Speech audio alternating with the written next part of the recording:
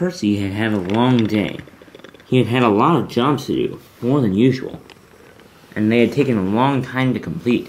By the time he had finally started puffing back to the engine shed, it was nightfall, and fog was setting in.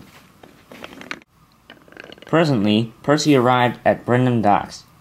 The fog was now very, very thick. He could hardly see a thing, although he could see that Edward and Salty were there. "You won't be getting back to the sheds tonight, matey," said Salty. "The fog's too thick. You won't be able to find your way. How's about you stay around here for tonight?" "All right," yawned Percy.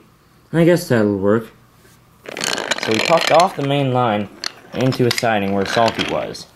"Now," said Salty, "how's about a story to keep you thrilled?" "Oh, please," said Edward. "No offense, Salty, but your stories just kind of go on and don't really ever stop." Salty felt hurt. "Don't worry, Salty," said Percy. "I'll listen to your story, even if Edward won't.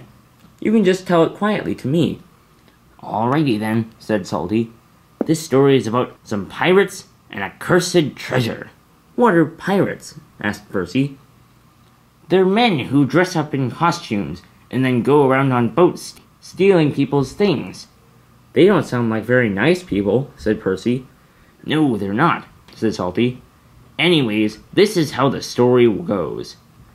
And all night, Percy listened to the story, or at least he did for a few minutes, and then he fell fast asleep. The next morning, Percy woke up. He had had a dream about pirates, and now he was very scared of them. "Please, Salty," he said, "are pirates really real?" And then the pirate captain said, "Oh, Percy, were you talking to me?" "Yes, I was," said Percy. "Were you talking?" "Of course I was," said Salty. "I was still telling my story. I was telling about the part when—" "Please stop talking," said Edward. His eyes were red, very bloodshot. It looked as though he had not gotten much sleep, which was probably true. Then Percy spoke again. "Now, Salty, are pirates really, actually real?" "As real as anything, Percy," said Salty. "Do they still exist?" "Of course," said Salty. "Just not in the way that they existed in my story." But Percy was so busy thinking about pirates that he didn't hear Salty's last remark. He was thinking of the pirates that sailed around on sailboats, stealing people's gold and waving swords. Then Percy's driver spoke.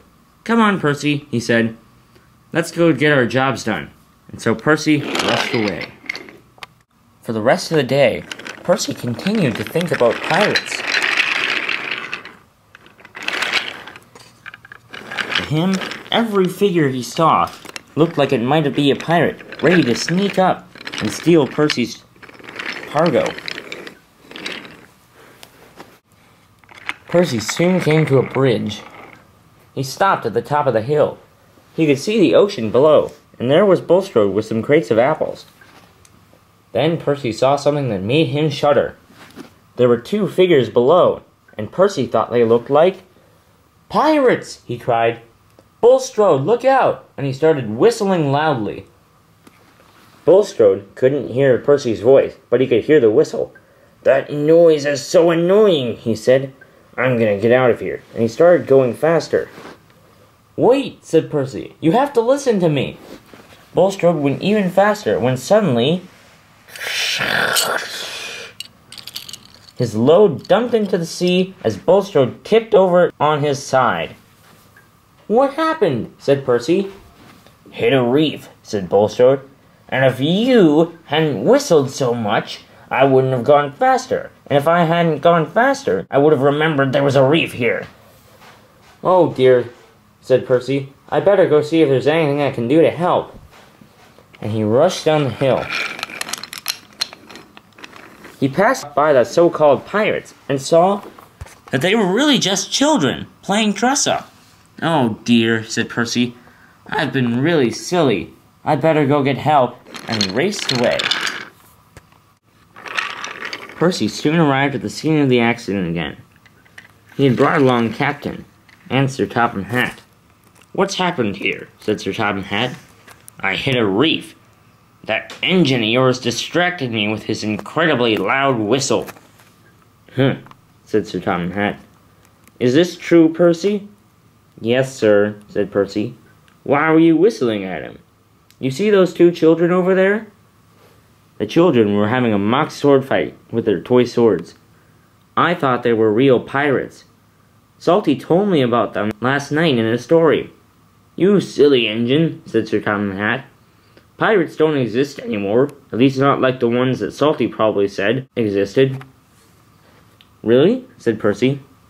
"Absolutely," said Sir Topham Hatt. "Yes, there are still pirates, but I'm pretty sure that most pirates today wouldn't dress like that. I hope now you realize not to believe everything you hear." And from that day forward, Percy took Sir Topham Hatt's advice.